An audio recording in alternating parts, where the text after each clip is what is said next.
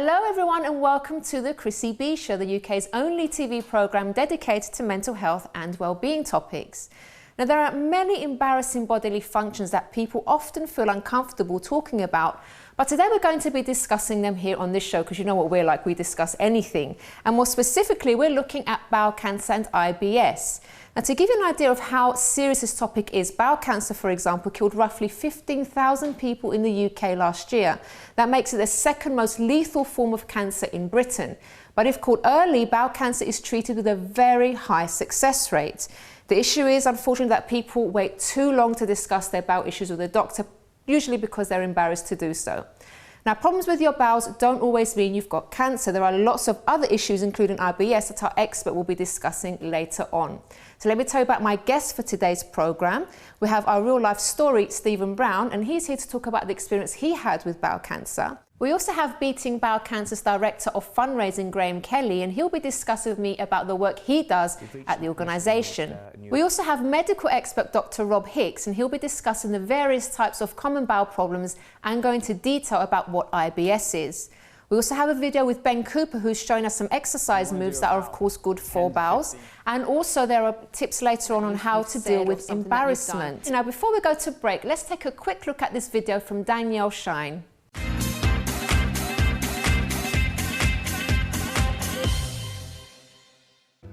Hi everybody! Did you know pumpkin is one of the best things we can eat to support our bowels to function well? From its seeds to its skin, it offers protein, fibre and nutrients, all wonderful things for our digestive system. I'm going to show you how to make 4 delicious treats using one whole pumpkin right now. So come and join me in the kitchen and let's get started. There's so much you can do with just one pumpkin. From main meals to snacks, it's an incredibly versatile whole food filled with healthy minerals, dietary fibre, and monounsaturated fats which support the health of your bowels and heart. To create 4 great foods using one whole pumpkin, start by roasting it until it becomes nice and soft. This should take around 1 to 1.5 hours. You'll know when it's ready because it changes in colour, leaks a little liquid, and feels soft when pricked with a knife or fork. Slice it open and leave to cool before peeling the skin off completely and placing it on a lined baking tray to create savoury pumpkin skin chips. I like to leave a little bit of the pumpkin flesh on the skin because it adds to the overall flavour. Sprinkle garlic powder and sea salt over the skins. You can also use your favourite dried herbs or spices to create different flavour combinations. And if you're someone who likes cheese, then be sure to shave a little over the pumpkin skins to create a great gluten-free, healthier alternative to nachos. If using cheese, choose from low-inflammatory kinds like manchego, mozzarella, or my favourite, goat's cheese. Gather all the seeds from the middle of the pumpkin and place them on a lined baking tray. You can include some pumpkin flesh to add extra flavour, or you can just rinse them through a strainer to clean. Spread them out evenly and sprinkle with sea salt and your favourite spices that make for a great snack filled with protein, fibre, zinc and magnesium. To save on time, you can place both the pumpkin skins and seeds in a preheated oven as they both roast quite quickly. For this reason, you'll need to watch them closely to ensure they don't burn. It should only take about 20 to 30 minutes, but every oven is different, so please use your judgment. Once ready, leave the seeds to cool while you enjoy the pumpkin skins that can help fight yeast and other bacterial infections in your body. When the seeds cool, break them up and store them in an airtight container. Use as toppings for soup, a crunchy element in salads, they even pair well with sweet treats like porridge. Pumpkin seeds are great little powerhouses of nutrition. They're also a fantastic, nutty tasting alternative for anyone who has a nut allergy.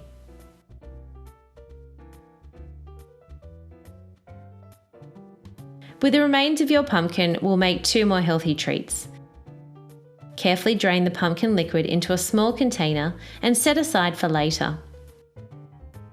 Collect the flesh in a separate bowl to begin making a sweet-tasting pumpkin soup that takes less than a few minutes to pull together. This recipe is a great one to make in bulk. It freezes really well and is easy to reheat during times when you're busy and have no time to cook. Using a food processor, blender, or immersion blender, combine pumpkin with full-fat coconut milk, one of my favourite sources of lauric acid that helps to fight bad bacteria in your body. You can use any type of milk in this recipe, however the coconut milk does add a great amount of flavour to this soup.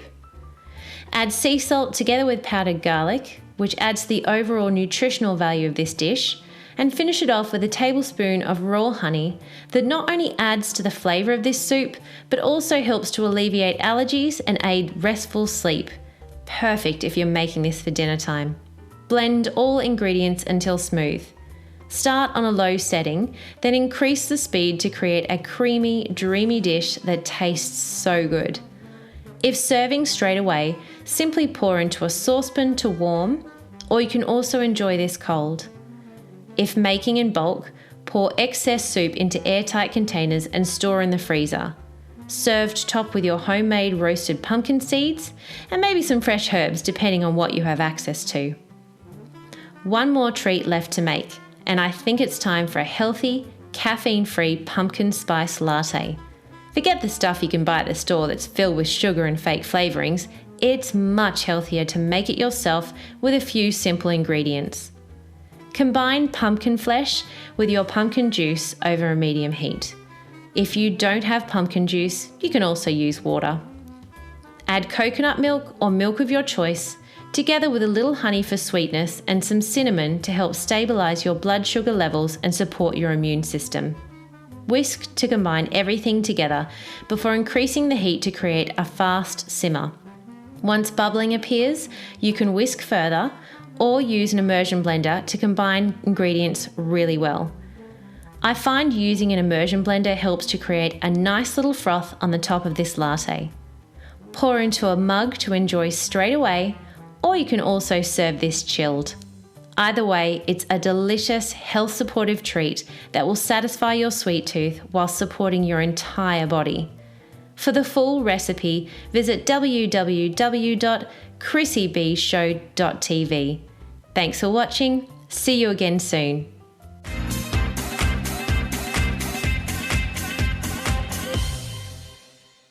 So thanks so much to Danielle. There are 4 recipes in one. That's great. All right, guys, so don't go away because after the break, I'll be speaking to our real life story guest, Stephen Browne, and he'll be talking about his experience with bowel cancer. And later on, I'll also be speaking to Beating Bowel Cancer's Director of Fundraising, Graham Kelly, and also medical expert, Dr. Rob Hicks. So don't go away.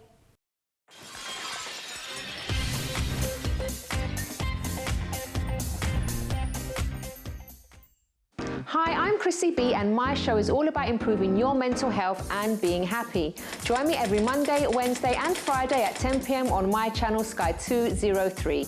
Visit chrissybshow.tv for more information and subscribe to our YouTube channel Chrissy B Show. You can also follow us on Twitter and Instagram at Chrissy B Show and on our Facebook page, The Chrissy B Show.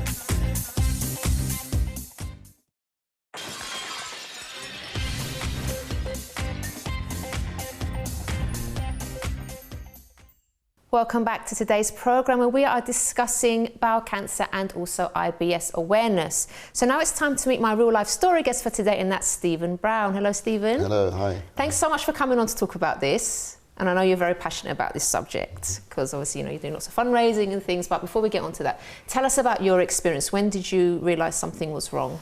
Well, we go back to 2012, and that's when I was first diagnosed with the disease. Mm-hmm. Previous to that, probably 9 months or so before that, I had... 9 months? 9 months. Wow. I had classic symptoms of what, you waited long. what would be bowel Yeah. cancer. Mm-hmm. I had rectal bleeding when I went to the toilet.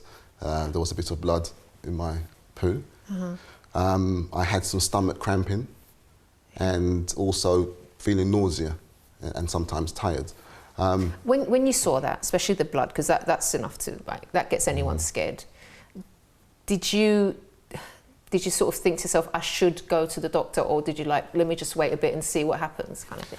I actually had previous diagnosis of things like IBS, which is Irritable Bowel Syndrome, and also things like some cramping and perhaps where you get constipated. Yeah. So I wasn't a stranger to certain conditions or problems, but certainly the blood, which was intermittent, so it wasn't every day, but I would see someone on the toilet tissue paper after, you know, being to the loo. So can I just say something? I'm just going to be open here, because sometimes you think, oh, maybe, you know, if you strain a bit, you might bleed, and I'm sure like Rob will tell us more about that later on as well, and you sort of just, but if it keeps happening, then that's like a... Yeah. Right, sorry, let me not interrupt you, carry on. Yeah, it was progressive. So a little bit of blood to start with, but as the months went on, which it was months, then, you know, it became a bit more pronounced. And then I became quite worried about what I was seeing. And what were the cramps like? The cramps were, well, once again, because I was diagnosed with IBS, I was used to having cramping in the abdomen. So, was it the same type of cramp? Or? It's the same type of cramp. It was a tightening of the stomach, which will last a minute or so, and then it will just release and sort of go away. And because I kept myself fit, I always like to exercise. I'm a boxing fan, so I like to, you know, go and watch that, and I'd keep myself in shape. So I'd always put it down sort of a bit of machoism to too many sit-ups, you know. I've done too many crunches, so you know, I'd put it down to something like that. And really, it's a way of me getting away from something that perhaps could be more serious. So that's what I'd done. Did you tell anyone in your family or anyone close to you about the symptoms? No, not even my wife. Really? And you know, typical men, unfortunately. I left it for months before I plucked up enough courage to tell my wife. What was it about speaking up, do you think, that scared you, or you didn't want to do? What was it? I think it was where the problem was, the problem area. Because no one wants to talk about their bum and, you know, go into the toilet and seeing things. And that's why I was reluctant to speak up about it. If it was a bad arm, you know, or sore neck, you know, it doesn't make that much difference, but certainly you're speaking about a very private area, and for me that's what prevented me from saying anything. Right. So what made you in the end then say something? What was it? The symptoms became too severe for me, you know, because as I said, the bleeding became much more pronounced, much more regular. The cramping became a bit more of a regular occurrence, and feeling nausea and sick as well, particularly after I've eaten a meal, for me was something that I needed to now address it, you know, and do something about it. The sooner the better. So as I say, I left it for months, so it wasn't something that happened overnight. Oh gosh, all right. So you went to your GP eventually? Under duress from my wife. Under duress, yes. Good thing that she did that. And and you discovered that you had bowel cancer. Yes, I went to my GP, who was very good. I described the symptoms, the regularity of the symptoms, I described the cramping, etc. And he sent me straight to my local hospital, it's North Middlesex Hospital. And they took a blood test immediately. So I stayed there, had the blood test taken. I went away, and within 2 weeks, they actually called me back in because they had the result from the blood test. And then I had a colonoscopy, which is an internal examination. And they found a polyp growing in my colon. And it had gone from benign to malignant, so it was actually bleeding, hence the blood. And that was a shock for me, you know, to realise that. What went through your mind? The first thing that I remember thinking was, it can't be. You know, I was 45 at the time. I feel healthy, I feel fit. I could do everything I've always done. So, you know, there can't be anything wrong internally. I can't understand it. That was the first feelings that I had, the first thoughts. How, because obviously I know you're a very positive person today, but how did you deal with that news going forward? Well, when I was told after the examination that there was a bleeding polyp, I didn't find out perhaps a week or so after from the consultant oncologist, and he sat me down with the results, and he actually said that you're obviously aware that there's been some bleeding. It's come from a polyp, which I had no idea what that was. He said, and it's malignant.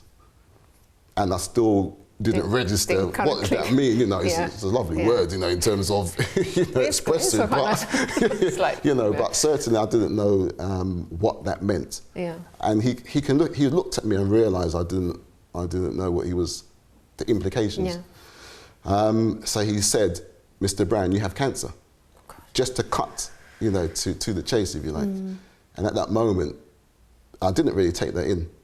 It's as if I wasn't in the room. It's as if he was speaking to someone else and not me. Cancer, can't be.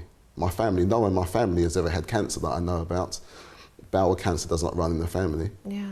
So it where was does this come from? even bigger shock. Absolutely, for you. yeah. And then, Stephen, you went on to have, you had treatment. You had an operation, didn't you? I had an operation. So how did that I had come out? keyhole operation. So that's where they make small incisions and insert tools, of course. Yeah. And that was for several hours. And what they'd done was a resection. So they actually took out a part of the bowel which had the polyp in. The lucky thing for me is that it was diagnosed early. Absolutely, not by my actions, but just by luck. You know, it was stage 1 on the Duke scale, which goes from 1 to 4. I was stage 1, and it hadn't spread, which means that it was very much concentrated on the polyp. Can I ask you something, Steve? If your wife hadn't forced you to go to the doctor, would you have left it longer, do you think? Absolutely. Wives, girlfriends, anyone, just ask your man what's going on with his poo. It doesn't matter. I know you don't like to discuss these things in relationships, but just ask them and force them to go. And guys, okay, we're doing this show for you as well to make sure that you do go to your doctor straight away if you notice any of these symptoms, please. Absolutely. It's because very if you'd left it longer, that could have been, you might not be sitting here. I mean, I made excuses as to what it could be, the conditions, which are classic bowel cancer symptoms. But they could also be other symptoms, i.e. the cramping could be IBS, for example. So it was always a bit... Absolutely. To get it checked out. But I was very fortunate. It was Duke stage 1. Which means it hadn't spread to the lymph nodes which surround the bowel, and therefore it hadn't spread out to organs, lungs, liver, etc. How are things today? Perfect, absolutely perfect. I'm back to my former self, if you like. I feel positive. Yeah. Certainly, if the cancer is caught early enough, the diagnosis is very good. Yeah. You live at least 5 years or more. Post-surgery, so this is my 4th year. I'm looking forward to my 5th year. Well done. And more years, of course. Yeah. And how about with the support of your family? How important was that, your wife? It's second to none. My wife, my children, I have three children, being very supportive throughout my ordeal. My wife has, when I found out I had cancer, I rang her because she wasn't with me at the time when I went to the consultant. Yeah. And she couldn't come home, because she realised that, although I didn't say to her I had cancer, she realised by the tone and the urgency in my voice that something was wrong. So she couldn't come home. She didn't come until quite late, which is unusual. I told her, of course she cried, you know. But after the initial tears, she was like, right, it's a shock, isn't it? You don't expect it, and then like, you got that support. Brilliant. She came with me to the operation, waited for me afterwards, whilst I was in recovery. And she's been absolutely a rock, so... Brilliant. So what would you say to people watching now that have noticed some symptoms and they're still embarrassed to go to the doctor? There is a saying, you shouldn't die of embarrassment. And that's absolutely right, because it doesn't matter how embarrassed you are, you're talking about your life. I would say, don't ignore symptoms. Get down to your GP, get it checked out, a blood test perhaps.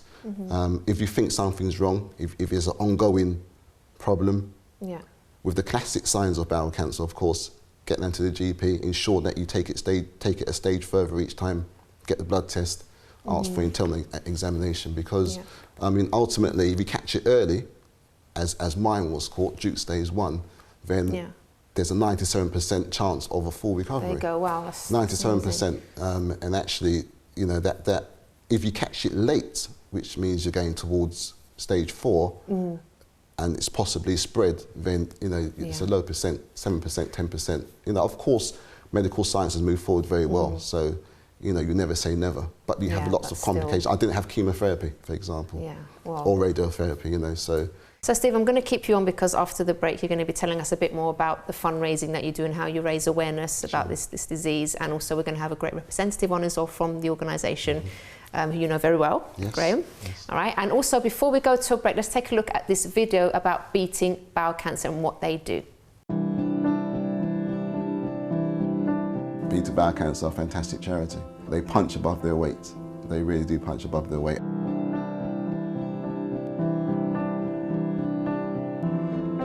Bowel cancer is the second biggest killer. It's like a jumbo jet crashing every week. Bowel cancer is not a particularly sexy cancer, is it?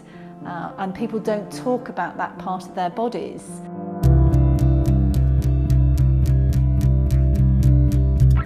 Beating bowel cancer is very important in our lives now, and if it had been around at the time, I'm sure that we would have had so much more support and information that would have made it much easier for both Tim and myself. They do an awful lot of lobbying, they do an awful lot of stuff behind the scenes, they do a lot of health in the workplace awareness, but what their biggest thing is support. There's nurses at the end of a phone in their office.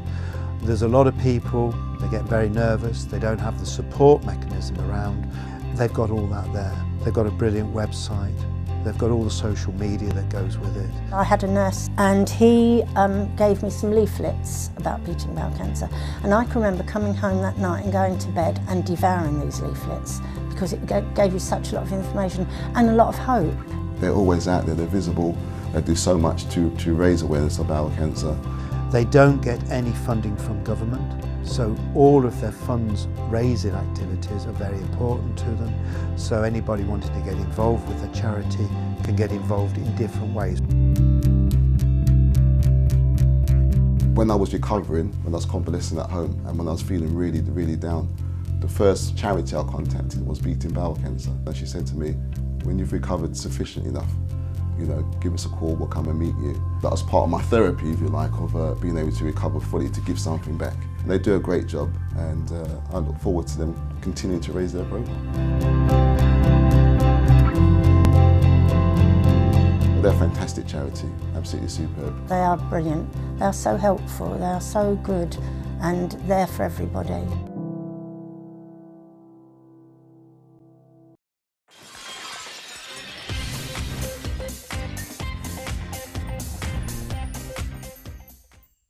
Hi, I'm Chrissy B, and my show is all about improving your mental health and being happy. Join me every Monday, Wednesday and Friday at 10 p.m. on my channel Sky 203. Visit chrissybshow.tv for more information and subscribe to our YouTube channel Chrissy B Show. You can also follow us on Twitter and Instagram at Chrissy B Show and on our Facebook page, The Chrissy B Show.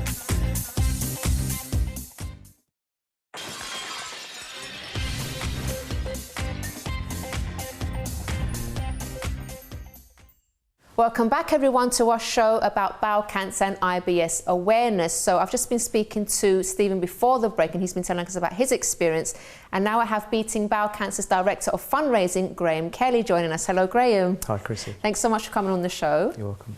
So you have a personal experience yourself with this. Can you tell us about that first? Yeah, that's right. I lost my father to bowel cancer in 2009. And rather like Stephen's experience, I wasn't aware of bowel cancer as an issue before then. So actually it became a bit of a shock understanding more about bowel cancer, how common it is, and the fact that so many people are dying of bowel cancer. Okay, and is that how you got involved in the charity? Yes, I've been involved in the voluntary sector for over 20 years, but when I saw the position available at the charity, I could match my professional experience with my personal experience and felt motivated to do something about bowel cancer and get the issue out there, because it is the last cancer taboo. As a family member of someone that had bowel cancer, how has that sort of motivated you, I would say, even more to get this message out there and just, you know, because you felt the pain yourself? Yes, that's right. Losing someone. And thinking about what we do at Beating Bowel Cancer, we're the support and campaigning charity for everyone affected by bowel cancer. So yes, in terms of support, the kind of support that patients and family members and indeed friends require, but also campaigning so that people understand symptoms and the importance of early diagnosis. I feel very passionate about that. Okay. Can you tell me about some of the kind of support you offer for individuals and family members? Sure. Yes, we've got our website, beatingbowelcancer.org, which provides a lot of information and support. We've also got a helpline. It's the only dedicated bowel cancer helpline in the country. Oh, wow. We've got dedicated nurses as specialists in bowel cancer, so they can provide a lot of information and support. It's not only to patients, but to their family members and their friends. And quite often people want some information before they go off to their GP. Oh, yeah, I was going to ask that, yeah. Yeah, indeed, a lot of people who call our helpline. So they suspect something Yes, already, and perhaps some people don't want to trouble their GP. They always want permission to go, and our nurses will talk it through with them and say if you're not sure, you should really go and see your GP, get yourself checked out. Okay. And tell us about, obviously Stephen's here, you know Stephen well. Yes. Tell us about the fundraising that you do for the charity and how that's going. Sure.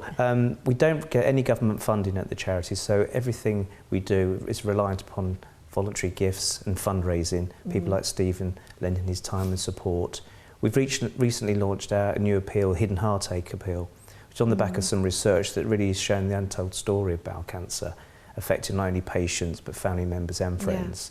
So we're aiming to raise £100,000 to fund services for bowel cancer patients, but also to go to family members and friends. Okay. So people can donate, they can go online at our website, beatingbowelcancer.org, but also they could do other fundraising. They could do things like Bake It to Beat It, which is utilising bake sales, etc. Smartie Challenge, which is a fun sort of vintage style fundraiser where you put £1 coins in a Smartie tube. People also, if they're feeling really adventurous and up for a challenge, can cycle 100 miles for a ride London. Wow. So we've got everything for people really, and certainly a 100-mile cycling challenge is going to give people good fitness, and we know keeping moving, being healthy, it helps reduce your risk of bowel cancer. Now, also, we do keep it quite fun, because even obviously the badges that you're wearing, showing a little bottom there through the bands and stuff, that's quite interesting. So Stephen, how about you? What kind of things have you been involved in specifically with the fundraising side of things? Well, a year after I recovered from my operation, I took part in an abseil down the Harlow Water Tower. Oh, wow, what was that like? It's 110 feet high, tall. It was scary, but perhaps I thought to myself, well, I've been through worse. You've recovered from a major operation. It does kind of change your perspective on life, absolutely. Doesn't it, as well? I wasn't so terrified after that. So, but I'd done that, and I raised £1,500 in the process. Brilliant. Well done. I've been involved in the Lift the Lid campaign at the Lord Mayor Show, and that was a great success. I was on this float and beating this drum, which was made out of, made to look like a big toilet roll. And I was beating this drum, for hours, and it was superb. I loved your ideas that you have for fundraisers. Yeah, really it looked really good. There was a drum with a sort of a drape of what looked like toilet paper. So it was superb. I've been involved in the Get to Know Cancer campaign, which is NHS funded one, in conjunction with Tottenham Hotspur. Okay, brilliant. And I've been to the grounds and handed out leaflets and booklets to raise awareness, of not only bowel cancer, but cancer in general. And that was once again a great success. That's really great. And obviously I know you've got lots of plans and stuff.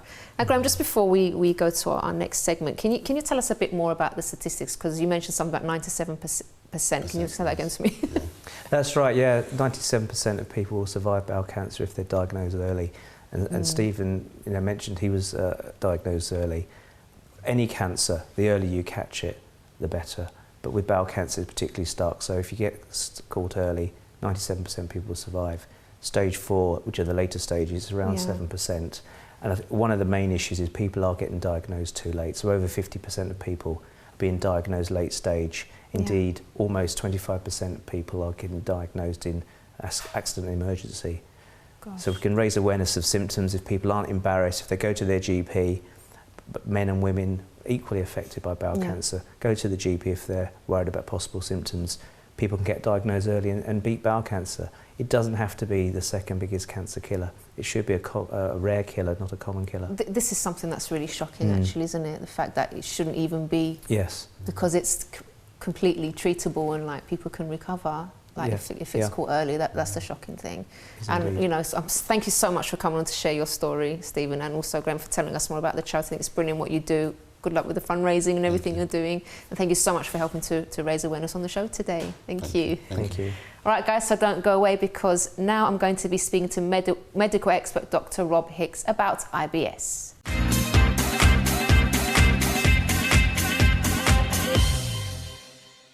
Welcome to the show, Rob. We're back on bowels again. Yes, Very important we are. subject. Yes, definitely. So tell us about the common bowel problems that people have. Well, the sort of things that upset the bowels: constipation, diarrhea, which is often due to food poisoning. Then, of course, you've got one of the most common syndromes is Irritable Bowel Syndrome, IBS, where unfortunately we don't know in medicine precisely what causes it, but we do know the things that people can do to keep their symptoms at bay, and actually how to deal with not just the physical effects of IBS, but often the psychological effects as well. Tell us, what is IBS? What does it cause? Well, Irritable bowel syndrome is a long-term bowel condition where people get sort of bouts of bloating, cramping abdominal pain. They may get some diarrhea, they may get constipation, or they may get those alternating. So one moment they've got diarrhea, next week they're getting constipation, and then diarrhea again. Okay. People often find that they pass excess wind. They may find that when they do go to the toilet, they don't feel that they've actually emptied their bowels properly. There's still something more to come. And they may pass mucus as well. Now, we don't know what causes it. We think it's down to the fact that the bowel is more sensitive in people who've got IBS, and that there may be a problem with digestion of food. But the precise cause, scientists are still trying to pinpoint.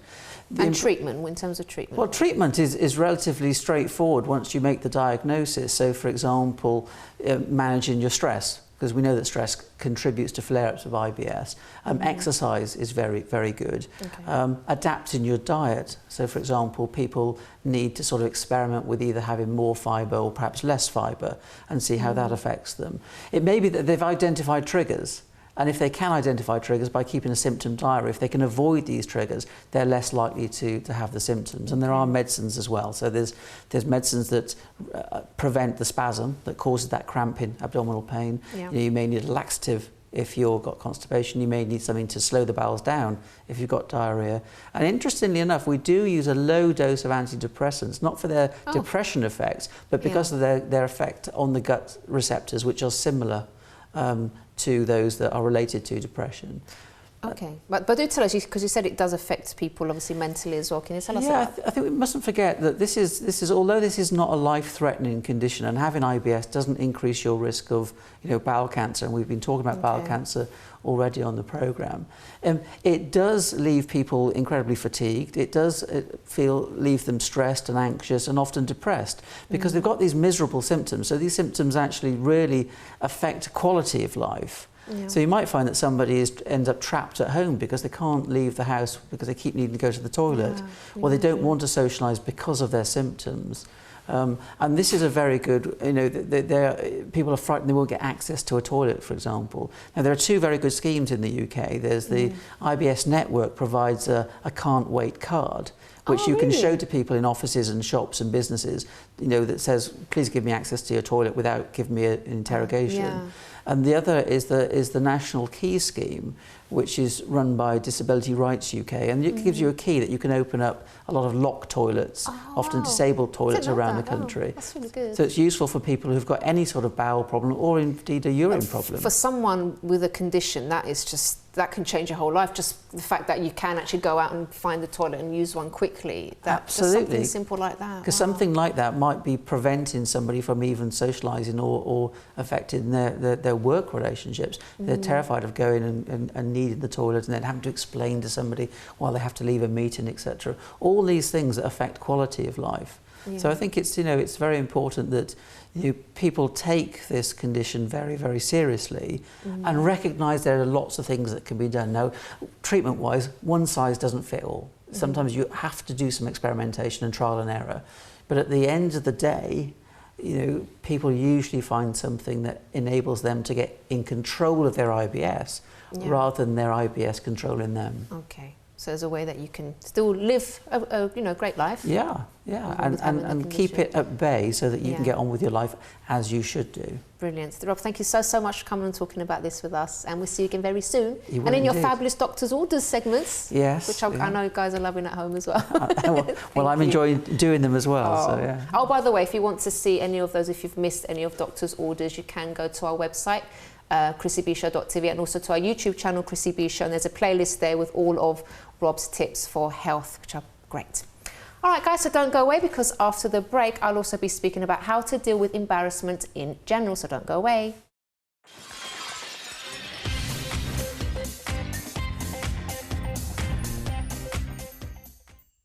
Hi, I'm Chrissy B, and my show is all about improving your mental health and being happy.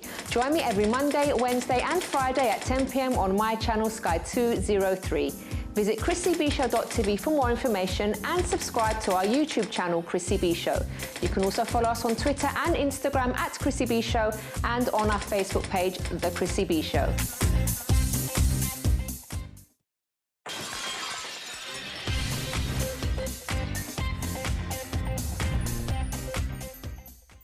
Welcome back to the program, everyone, and today we've been discussing bowel cancer and IBS awareness. We've had some great tips, great advice, and obviously the key message that we want to get out there is to please get checked out if you notice any of the symptoms that we've discussed. So if you've missed any of this program, you can head over to our YouTube channel in a few days' time, Chrissy B Show, subscribe, and the show will be there for you to watch what you missed. So now I'm going to be covering some tips on how to deal with embarrassment in general. Now, we all feel embarrassed for different reasons and in different situations, and many times these situations are hard to avoid, but there are ways for us to minimize the embarrassment. So the first point is that, and the question that you have to ask yourself is it life-threatening, whatever the situation is? So as we spoke, if you find something abnormal, if you find a lump, or it's something that's, in a place and you might feel awkward about it, you must get it seen to, no matter how embarrassing it feels for you. Now, doctors are specialists and they've seen it all. It might be like a private part to you, but trust me, for them, it's absolutely nothing. They've seen it so many times before, so there's nothing to be embarrassed about. And actually, if the longer you leave it, the worse it's going to be for you anyway. You're going to have to get it seen to eventually, and then it's just a lot messier and really more difficult to deal with. So make sure that kind of embarrassment, you just have to just face it. The second point that I'd like to talk about is in terms of relationship. Is it something that is relationship threatening? So what is it that's going on between you and your partner, or maybe you and your children? So if you don't get it seen to, you're seeing the signs, you're seeing symptoms that things aren't going well. Maybe there's constant arguments, you're not looking forward to being with one another, for example. There's symptoms and signs, and that you know when there's something wrong in a relationship.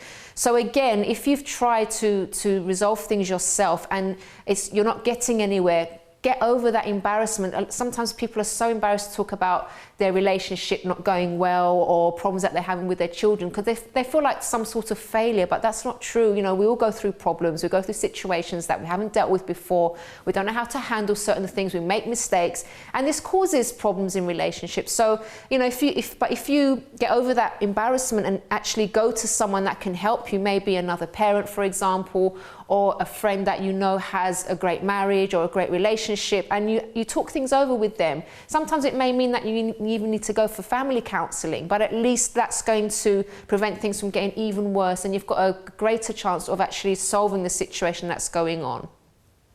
My third point is, always the thoughts should come before any speech or action. So what do I mean by this? We can avoid a lot of embarrassing situations by thinking before we speak or before taking a particular action, I would say. So obviously we all know that we should never, for example, send an email when we're angry, or just to say things when you're really worked up. So a lot of the times when we make mistakes, when we get ourselves into situations, it's because we don't think. We just go by what we feel. We're feeling angry, or we're feeling tearful, or we're feeling passionate about something, and we say things without really kind of thinking of the consequences. So we don't think ahead. We don't think, well, what if I say this right now? How will this affect this person? How will this affect my relationship with this person? And if we just say what we feel all the time, we will get into trouble, and we will put ourselves in situations that we're going to have to deal with later, and it's embarrassing. So always try wherever you can, not just sort of blurting out whatever you're thinking or whatever you're feeling, and just take a breath and think first before you do anything or say anything. My fourth point is to apologize. So if you have hurt someone with something that you've said or something that you've done, be very quick to apologize and make things right.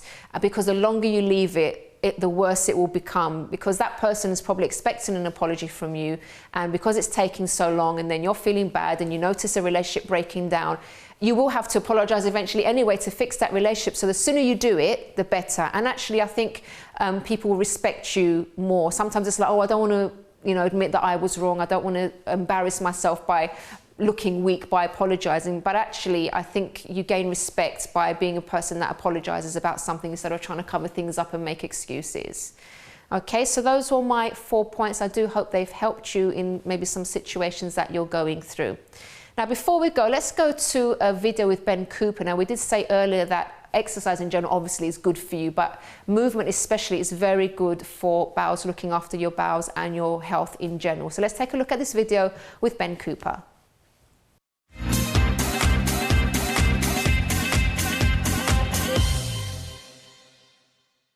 Hi, my name is Ben and welcome to Move 360. We're here for the Chrissy B show, and today we're going to focus on movement, and movement in specific to digestion as well.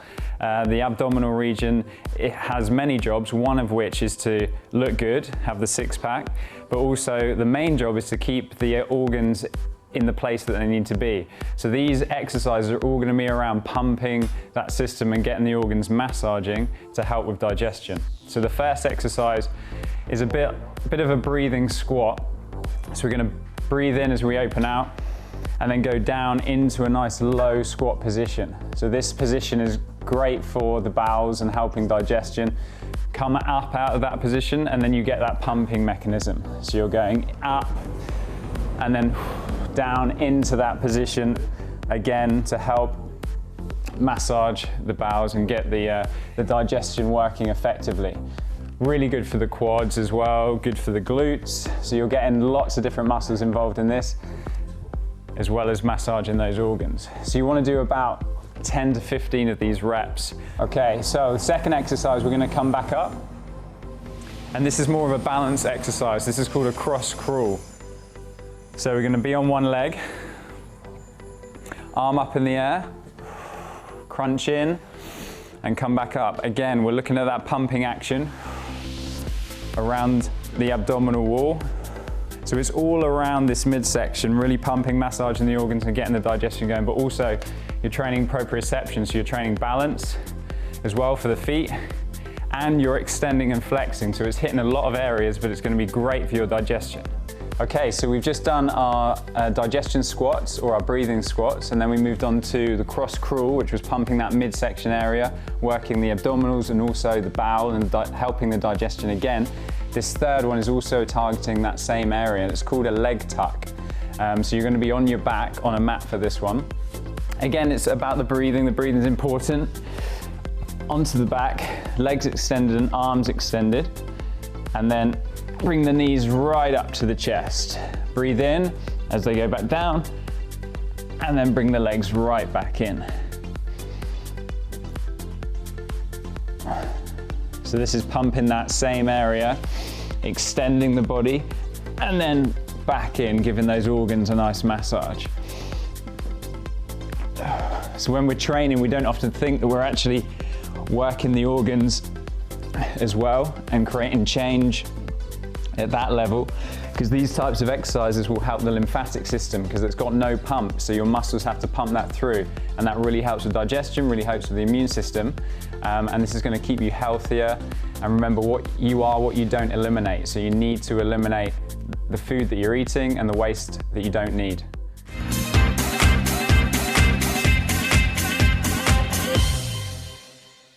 So thanks very much to Ben there. All right, guys, so we have reached the end of today's program, but don't forget, if you have a story that you would like to share on this show to help inspire others or to inform others about something, please do get in touch with us, chrissybshow.tv. You can visit our website. Also, you can visit our Facebook page and leave a message there, which is The Chrissy B Show, or you can tweet us at Chrissy B Show. Until next time, bye-bye for now.